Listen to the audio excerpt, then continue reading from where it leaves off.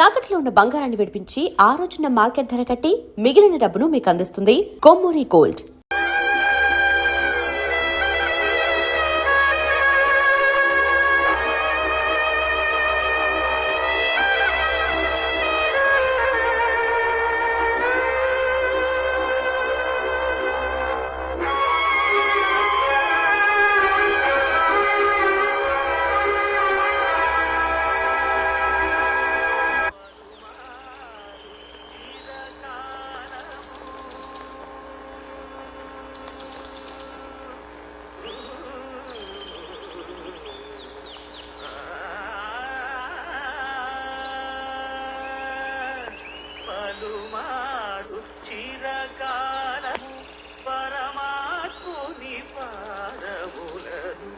పలుమారు చిరకాలము పరమాత్ముని పాదములను తులసి దళములచే సంతోషముగా పూజింతు తులసి దళములచే సంతోషముగా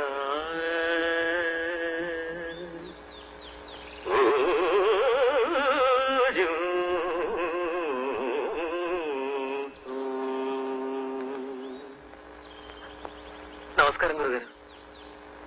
నువ్వు పాడిన రాగం ఏమిటో తెలుసా బాబు? వినికిడి జ్ఞానమే తప్ప విజ్ఞానం లేనివాణ్ణి. నాకు ఆ రాగం పేరు తెలియదు గురుగారు. మొహం చూస్తే బ్రాహ్మణులా ఉన్నావు. బ్రాహ్మణుడేనా? అవును గురుగారు. తల్లా వచ్చిన వారి అబ్బాయిని, కాశ్యప గోత్రం. మరి జంధ్యం వేసుకోలేదే? ఇంకా ఉపనయనం కాలేదు. చిన్నప్పుడే మా నాన్నగారు చనిపోయారు. బ్రహ్మోపదేశం చేసి జంధ్యం వేసే దిక్కులేని వాణ్ణి.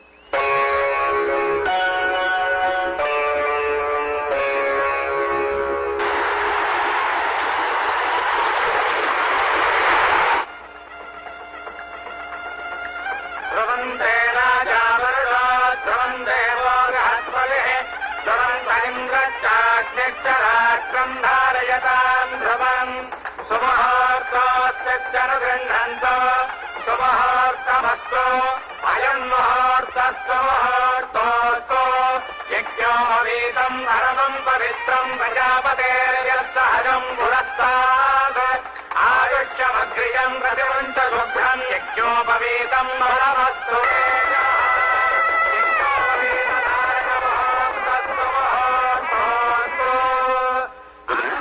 ఉపనయనం చేస్తున్నారే, ఆ అబ్బాయి ఎవరు? ఏమో నాకు తెలియదు సూర్యం. ఎవరో బీదబ్బాయట. ఉదయాన్నే ఇంటికి తీసుకొచ్చి గబగబా బ్రహ్మోపదేశానికి ఏర్పాట్లు చేయించారు. ధూమ్ధామని గొప్పగా చేస్తున్నారే, అబ్బాయి పేరు? అది మంచి రాగం పేరే, చారుకేసి. చారుకేసి. చారుకేసి. చారుకేశ శర్మ అహంభూ అభివాదయే. చారుకేశ శర్మ అహంభూ అభివాదయే. వదినా, నేను కచేరీకి బయలుదేరుతున్నాను. బాబు సూర్యం, కొంచెం కాఫీ తాగేళ్ళు. ఇప్పుడు కాఫీ ఎందుకు వదినా? పర్వాలేదు, వచ్చేసరికి ఏ రాజు అవుతుందో ఏమో. ఇందా.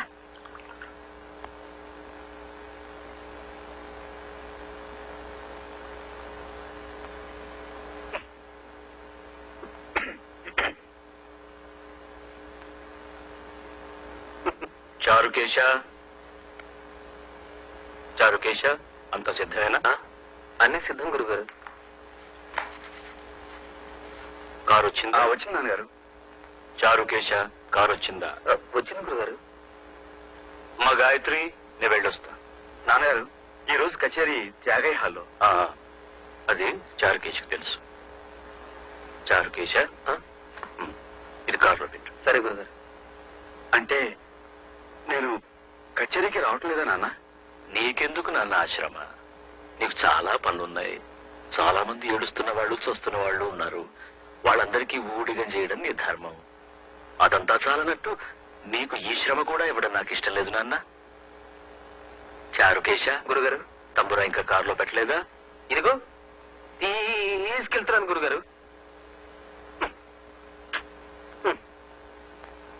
అంటే నా స్థానంలో చారుకేశుడు ఉంటాడా? అదెలా ఉంటాడురా? చారుకేశు నా కొడుకు కాదే. నా సంగీతాన్ని అనుసరించి నా తరువాత కూడా దాన్ని బ్రతికించే విధేయుడు. నేను పోతే తద్దినం పెట్టే హక్కు మాత్రం నీదే. అది చారుకేశుది కాదు. నాన్న, నీ సంగీతానికి వారసుని నేను కానా? అదెలా అవుతావురా? నువ్వు ప్రేమించే జీవకళల ముందు ఈ బెలహరి గణపతి శాస్త్రి సాధించింది ఏమీ లేదురా. నీ దృష్టిలో నా సంగీతమే నిర్జీవమైంది. అదే నా ఉద్దేశం అది కాదు నాన్నగారు. నాన్నగారు, మీరు సాధించిన ఘనతను కాదనేటి అంతటి మూర్ఖులు కాదు. గురుగారు క్షమించండి, టైం అయింది, మనం ఇక బయలుదేరదామా? అయ్యా చారుకేశ, ఒక్క నిమిషం. నాన్నగారు, మీ పట్ల, మీ సంగీతం పట్ల నాకున్న గౌరవం మీకు తెలీదు. అమ్మ పాడిన జోలపాట కన్నా ముందు మీ సుప్రభాత గీతం విన్నాను. మొట్టమొదటి సంగీతం విన్నదే మీ నోటెమ్మట. నాన్నగారు, ఇప్పటికీ మీరు తిట్టినా అది సంగీతంలా వినిపిస్తుందో నా చెవులకి. నాన్న, నేను మీ కొడుకు మాత్రమే కాదు, మీ శిష్యుణ్ణి, మీకు పెద్ద అభిమాని కూడా. ఇంతలా అభిమానించే ప్రఖ్యాత శాస్త్రీయ సంగీత చక్రవర్తి బెలహరి గణపతి శాస్త్రి గారు బయట ప్రపంచంతో సంబంధం లేకుండా సంగీత పంచంలో బందీ కావటమే నేను సహించలేకపోతున్నాను. అదే నన్ను బాధిస్తుంది కూడా. చెప్పరా, చెప్పు. నా 50 ఏళ్ల జీవితంలో ఎవరూ నన్ను ఎదిరించి మాట్లాడింది లేదు, ఎదురుగా నిలబడి నోరు విప్పింది లేదు. ఈరోజు నా కన్న కొడుకు నాకే ధర్మపన్నాలు చెబుతున్నాడు, చెప్తాడు. వాడికొక హోదా ఉంది కదా, బెలహరి గణపతి శాస్త్రి కొడుకని. గణపతి శాస్త్రి గారు, క్షమించండి. నేను ఎవరి కొడుకునైనా మనిషిని, మనిషికి తోటి మనిషిని గుర్తించే బాధ్యత ఉందని చెప్పడానికి నేను గణపతి శాస్త్రి కొడుకునే కానక్కర్లేదు. ఎవరి కొడుకునైనా ఈ మాటే చెప్తాను. సూర్యం, ఒక పని చేయి. ఎవరి కొడుకునైనా అలా చెప్తానంటున్నావే, అలా చెప్పేది లోకం హర్షించినప్పుడు, లోకం నిన్నుగా గుర్తించినప్పుడు నువ్వు గణపతి శాస్త్రి కొడుకు కావు, నేనే సూర్యనారాయణ తండ్రిని. సరేనా? ఆ రోజు వచ్చినప్పుడు నా పరాజయాన్ని 10 మంది ముందు అంగీకరించి తండ్రిగా నా కైదండం చేసి నిన్ను గౌరవిస్తాను. పుత్రగాత్ర పరిశ్రంగ సుఖాన్ని మనస్ఫూర్తిగా అనుభవిస్తాను. అంతవరకు నేను నీకేమీ కాను.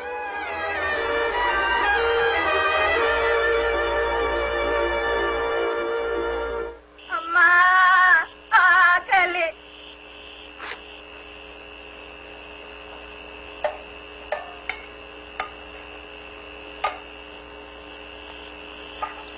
వదినా, సూర్యం, ఏమిటిదంతా? నేను ఇంట్లోంచి వెళ్ళిపోవాలని నిశ్చయించుకున్నాను వదినా. పిచ్చివాళ్ళ మాట్లాడుకో. ఏమిటి చూసారా? మీ తమ్ముడు ఏమంటున్నాడో చూసారా? ఏం లేదన్నయ్య, అలానే వెళ్ళిపోవడమే అందరికీ మంచిది. నాన్నగారు నన్ను అవమానించాడు, కోపంతో నేను వెళ్ళలేదు వదినా. మా దృక్పథాలు కలవనప్పుడు మేము వేరుగా ఉండటమే మంచిది. నా మూలంగా నాన్నగారికి మనశ్శాంతి, ఆరోగ్యం దెబ్బతినకూడదు. అది కాదు బాబు. దయచేసి నన్ను ఎవరూ ఆపడానికి ప్రయత్నించకండి. మీరు సంతోషంగా పంపితే నాకు అదే తృప్తిగా ఉంటుంది. నా వల్ల కాదు బాబు.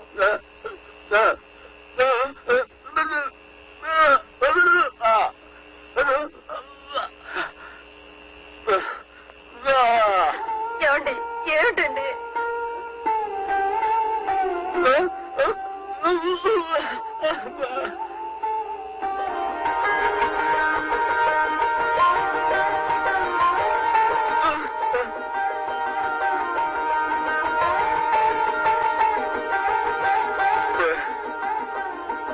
వద్దన్నయ్య.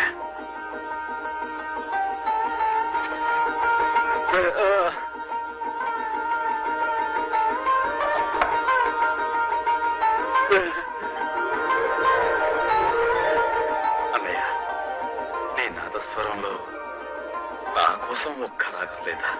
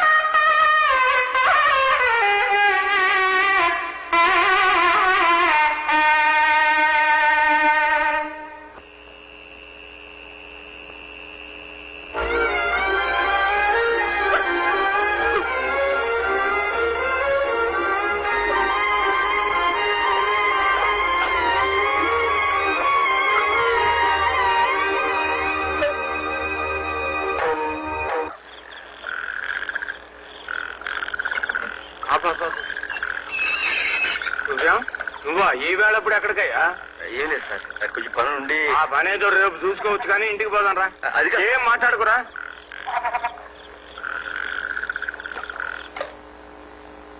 చూడాలా ఈ మనిషిని వచ్చిన దగ్గర నుంచి ఉలుకోలేదు పలుకులేదు. కారణం చెప్పకుండా మనసులో తానే బాధపడుతున్నాడు. నువ్వు ఎలాగైనా సరే ఇతని చేత మాట్లాడించాలి నీ స్టైల్లో. ఒంటరిగా దిగులు బరువు మోయబోకునేస్తాం, మౌనం చూపిస్తుందా సమస్యలకు మార్గం. కష్టం వస్తేనే గద గుండె బలం తెలిసేది, దుఃఖానికి తల వంచితే తెలివికింక విలువేది. మంచైనా చెడ్డైనా పంచుకోను నేలేనా, ఆ మాత్రం ఆత్మీయతకైన పనికిరానా. ఎవ్వరితో ఏ మాత్రం పంచుకోను వీలు లేని అంతటి ఏకాంతమైన చింతలేమిటండి. రా సూర్యం రా. ఇది నా క్లయింట్ ఇల్లు. ఇక్కడ నువ్వు హాయిగా ఉండొచ్చు. దేనికయ్యా దిగులు పడతావు? మీ నాయన నయం నిన్ను పెంచి పెద్ద చేసి అలగొట్టాడు. మా నాయన నన్ను 8వ ఏట అలగొట్టాడు. ఏమైందిట? దానివల్ల జీవితంలో కష్ట సుఖాలు తెలుసుకోవడానికి నాకు అవకాశం దొరికింది. సూర్యం, చీకటి తర్వాత సూర్యోదయమే కదా. ఇది నా క్లయింట్ ఇల్లు అని చెప్పానే. వాళ్ళ అబ్బాయి వాళ్ళ నాన్నకి తెలియకుండా మందు కొట్టడానికి ఇంటికి వస్తుండేవాడు. ఇప్పుడు వాళ్ళ నాన్న ముందే తాగడం మొదలు పెట్టాడు. ఈ ఇంటికి పని లేకుండా పోయింది. ఇది నీ ఇల్లే అనుకో, సంతోషంగా ఉండు.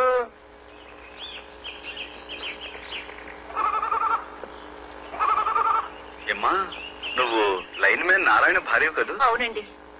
ఎలా ఉన్నావమ్మా? ఎలా ఉంటాం బాబు? ఆయన పోయాక ఎండు పొలలు ఎండాకులు ఏరుకుని ఎండిపోయిన బతుకులయ్యాయి మాయి. ఏమ్మా, డిపార్ట్మెంట్ నుంచి మీకు రావాల్సిన నష్టపరిహారం ఇచ్చేసారా? నష్టపరిహారమా? ఎలా ఇస్తారు బాబు? ఏ ఎందుకెవరు?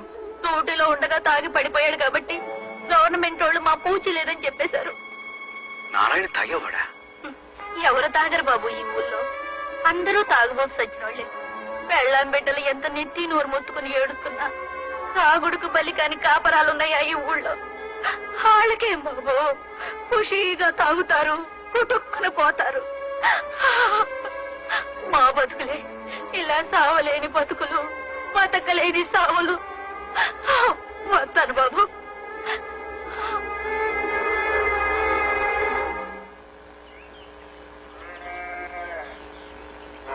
చూడు బాబు, కిష్టపల్లి ఇదే కదూ? ఇదేనండి. అమ్మా అమ్మా, అయ్యని నిప్పుల్లోంచి కాపాడారే, ఆయన వచ్చారు. కూర్చోండి కూర్చోండి. మా అమ్మ ఇప్పుడు మీ గురించి చెప్తూ ఉంటది. అలాగా? అమ్మా నువ్వు బయటికి రామ్మా. ముందు నువ్వు లోపలికి రాయే. నువ్వే రామ్మా. అబ్బబ్బబ్బబ్బబ్బా, ముందు నువ్వే లోపలికి రాయే. ఏది మగవా? సరే.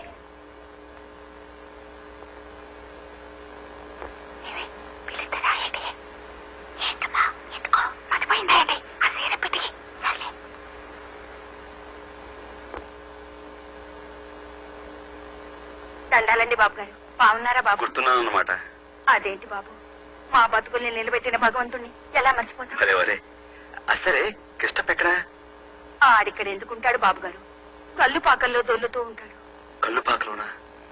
అదేంటి, ఇంత ప్రమాదం జరిగిన తర్వాత కూడా తను ఇంకా తాగుడు మానలేదా? ఎంత ప్రమాదం జరిగినా ఇంకా బతికే ఉన్నాడు కదండి. మరి సచ్చేదాకా తాగాలి కదండి. అర్ధరాత్రి ఇంటికొస్తాడు. అది లేదు ఇది లేదని ఏదెందుకు తింటాడు బాబు గారు? ఇవ్వకపోతే మా అమ్మ వైపు సీరియతలండి, నన్ను బండబూతో తింటానండి. కూలో నాలో చేసి నేను 4 డబ్బులు తెస్తానండి. నేను కూడండి మా మొహన్ పడేస్తానండి. నువ్వు ఊరుకోయే. అదేంటి, అమ్మాయి లోపలనే మాట్లాడుతుంది? రామ్మా, బయటిరా. అది బయటికి రావాలంటే నేను లోపలికి వెళ్ళాలి బాబు గారు. ఉన్నది ఒక్క చీరేనండి. నేను సైతం విశ్వవీణకు తందినై మూర్ఛనలు పోతాను. నేను సైతం భువన కోశకు వెర్రి గొంతు కవిచ్చి మోతాను. నేను సైతం ప్రపంచాక్షపు తెల్లరేకై పల్లవిస్తాను. నేను సైతం బ్రతుకు పాటకు గొంతు కలిపి పంతులు గారా ఇదేంటండి బాబా ఇలాగొచ్చారు లోకం అంతా తలకిందులైపోద్దండి. ఏడు చిన్నబాబు గారా రండి బాబు రండి. మీ నాన్నగారితో గొడవ పెట్టుకున్నారన్న కదా బాబు, కరెక్ట్ గా రావాల్సిన చోటుకి వచ్చారు బాబు. మాలాంటి వాళ్ళు ఇక్కడ నుండి వెళ్ళి గొడవలు పెట్టుకుంటాం, తమరు లాంటి చదువుకున్నోళ్ళు గొడవలు పెట్టుకుని ఇక్కడికి వస్తారు కదా. అరే అప్పగా అయ్యేళ్ళకి 200 మిల్లీగ్రాములు పోరా ఏ క్లాస్. 200 మిల్లీలు తాగితే గొడవలు తగ్గిపోతాయంట. తాగిస్తుండండి బాబు, తర్వాత చెప్పండి కదా. నేను వచ్చింది తాగడం కోసం కాదు, మీ అందరి చేత తాగుడు మానిపించడం కోసం. మహాత్మా గాంధీ గారు వచ్చారా? చూడండి బాబు, గాంధీ గారికి 100 ఏళ్ళు నిండగానే ఇచ్చారు బాబు. ఏంట్రా నీతులు చెప్తున్నావు? ఏమయ్యా, నీ వ్యాపారం కోసం ఇంతమంది ఉసురు పోసుకుంటావా? నీకేం న్యాయంగా ఉంటే నువ్వు చెప్తే మేము వ్యాపారం అది కదయ్యా, నేను చెప్పే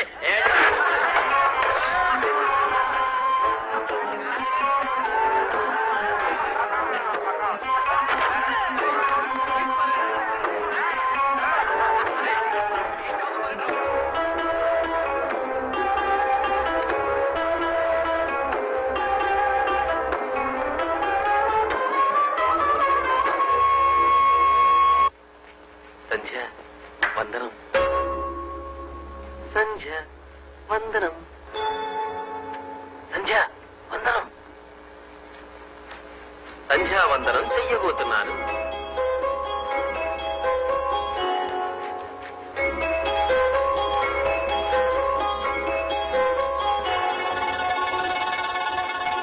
సంధ్య చాలా అందంగా ఉంది. గురుగారు గురుగారు అటు చూడండి గురుగారు, సంధ్య ఎంత అందంగా ఉందో.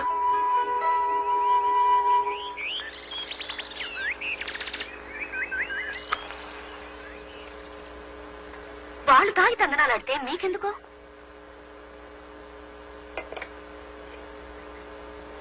ఎంత కొట్టారు? ఎన్ని దెబ్బలు? మంచి చెప్తే కొట్టడానికి వాళ్ళకి చేతులు ఎలా వచ్చాయో. మంచి చెడు తెలిసే స్థితిలో వాళ్ళు ఉంటే వాళ్ళెందుకు తాగుబోతులవుతారు? అయితే మాత్రం పెద్ద బిలహరి గణపతి శాస్త్రి గారు కొడుకు కళ్ళుపాకలు చొరబడి దెబ్బలు తిని రావడానికి మీకు సిగ్గుగా లేదు? తిరిగి చావుగొట్టలేకపోయినా వాళ్ళని. నేను తాగిలేను కదా, నా భాషలో నేను మాట్లాడాను, వాళ్ళ భాషలో వాళ్ళు మాట్లాడారు. మాట్లాడడం వరకు సరే, కానీ బొత్తుగా నాటు భాషలో మాట్లాడారు సన్నాసులు. మరెప్పుడు వాళ్ళకి బుద్ధి చెప్పాలనుకోకుండా మీకు మంచి బుద్ధి చెప్పారు వాళ్ళు. వాళ్ళకు బుద్ధి వచ్చేంత వరకు నాకు బుద్ధి రాదుగా. అంటే ఇంకా వాళ్ళ చేత తాగుడు మానిపించగలనని అనుకుంటున్నారా? ప్రయత్నిస్తాను. మళ్ళీ వాళ్ళు మిమ్మల్ని తంటే? తనులు తింటాను. మళ్ళీ నా ప్రయత్నం నేను చేస్తాను, మళ్ళీ చేస్తాను. ఈ ఊళ్ళో ఏ మూల ఏ చెడ్డ జరిగినా దానికి ప్రత్యక్షంగానో పరోక్షంగానో కారణం తాగుడేనని తెలుస్తుంది. అలాంటి తాగుడు నేను మానిపిస్తాను. నా ప్రాణాలు పోయినా సరే అదే నా లక్ష్యం, గమ్యం కూడా. మీ గమ్యం తర్వాత, కాపురం ఇప్పుడు.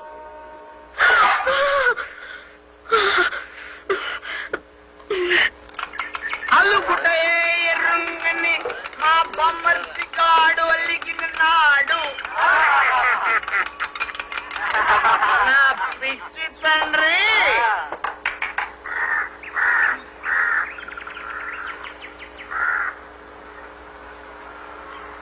ఇచ్చిన దరువులు సాలేదా? మళ్ళీ వచ్చావు? అవును, మళ్ళీ వచ్చాను. ఇక్కడున్న వీళ్ళెవరూ తాగడానికి వీల్లేదని చెప్పడానికి వచ్చాను. తాగొద్దని చెప్పడానికి నువ్వెవడవయ్యా? ఆకాశం నుంచి దిగొచ్చిన దేవుడువా? వెళ్ళరమ్మా. ఏమండి, ఒక్కసారి నా మాట.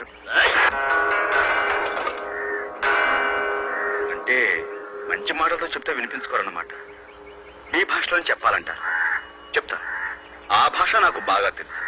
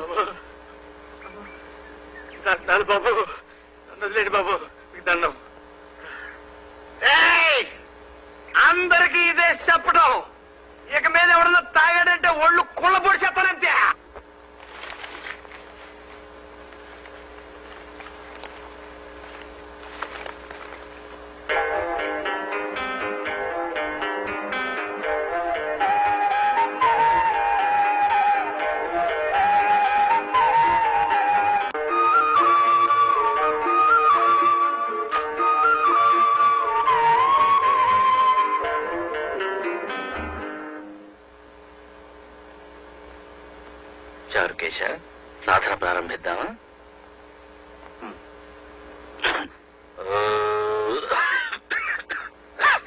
సంధ్య, కాస్త మంచినీళ్ళు తీసుకురామ్మా.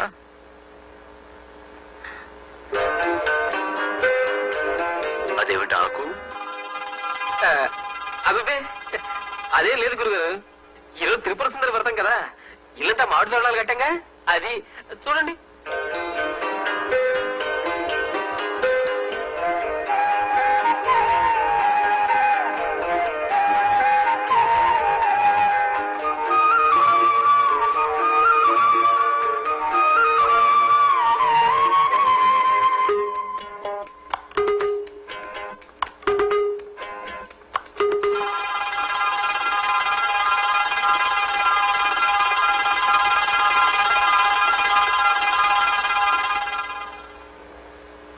సుందరి నీ దివ్య రూపము చూడ. తనకు దొరికేనమ్మా. ఏమిట్రా ఇది?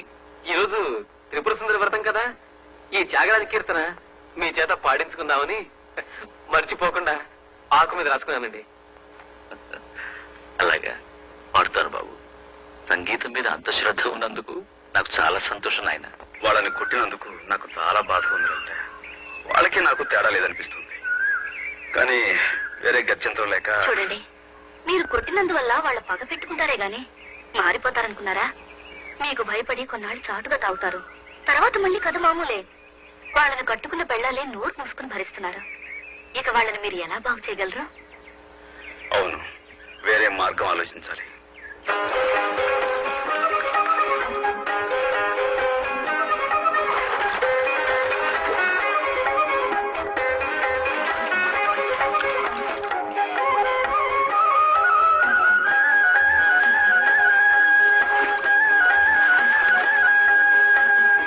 వరద బాధితులు, వరకట్న బాధితులు, కరువు బాధితులు, రాజకీయ బాధితులు, రకరకాల బాధితులున్న మన దేశంలో తాగుబోతు భర్త బాధితులున్నప్పటికీ ఇలా ఒక్కటిగా చేరింది ఎన్నడూ లేదు.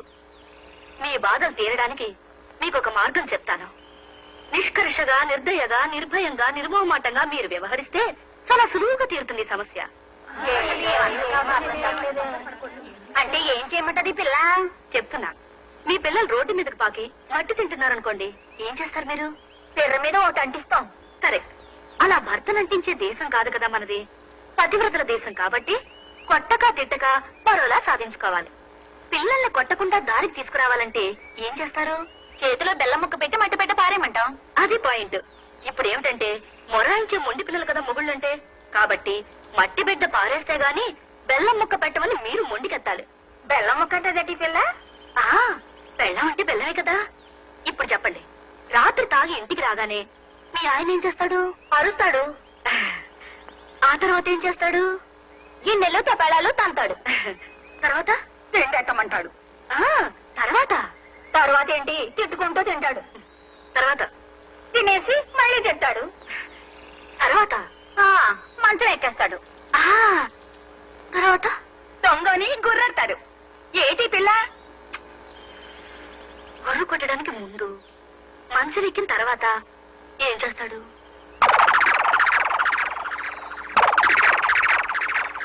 అది ఇక మీద అది వీల్లేదని ఖచ్చితంగా చెప్పేయండి. ఈ రోజు నుండి తాగొస్తే అతని పక్కకు కూడా మీరు వెళ్ళకూడదని ఒట్టు పెట్టుకోండి. ఏ రోజు తాకపోతే ఆ రోజే పక్కకొస్తామని నిక్కచ్చిగా మీ ఆయనతో సవాల్ చేయండి. ఏ కొడతారా? కొన్ని రోజులు దెబ్బలు తినండి. తిడతారా? తిట్టించుకోండి. కానీ పక్కకు మాత్రం రానివ్వకండి. అలా 10 రోజులు పట్టుదలగా ఉండండి. 11వ రోజు తాగకుండా ఇంటికొస్తాడు మీ ఆయన. నా ఇంటికి మట్టుకు రాడు. ఏ గుడిచేదాన్ని కొంపగా పోతాడు. ఎన్నాళ్ళు పోతాడు? ఇల్లు ఇల్లాల్ని వదిలేసి గుడిసెట్టు కొంపలో ఏ మొగుడు ఉండిపోడు. ఇంతకన్నా మగవాడి మీద మరో బ్రహ్మాస్త్రం ఏదీ లేదు. ఒప్పుకుంటారా లేదా? ఒప్పుకున్న వాళ్ళంతా ఈ పక్కకు రండి. 1 2 3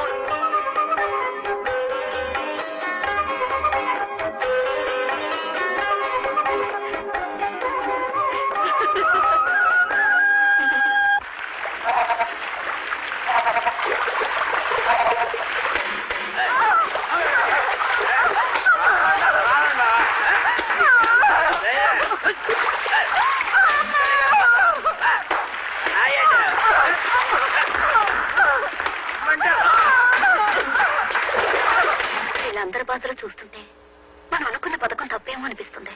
మొత్తానికి ఏమైతే నువ్వు లలిత, ఊళ్ళో అంతమంది చేత ఒప్పించావు. ఈ ఆడవాళ్ళంతా అదే పట్టుదలతో ఉంటే మనం సగం గెలిచినట్లే.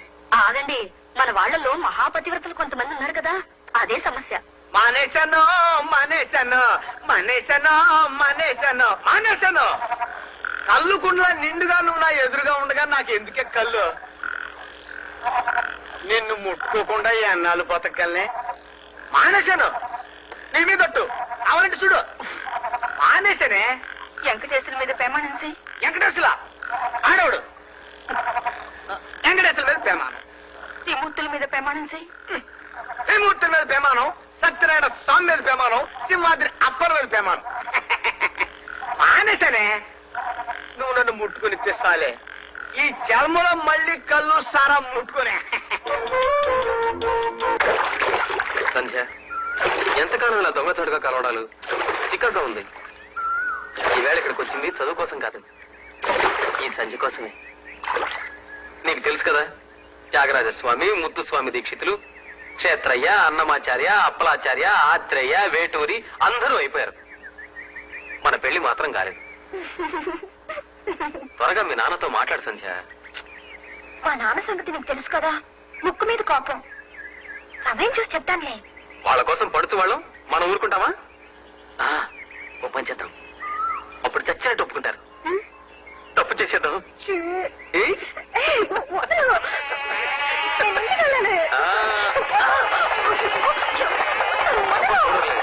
సంధ్య, సంధ్య, ఆగు, ఆగముండే.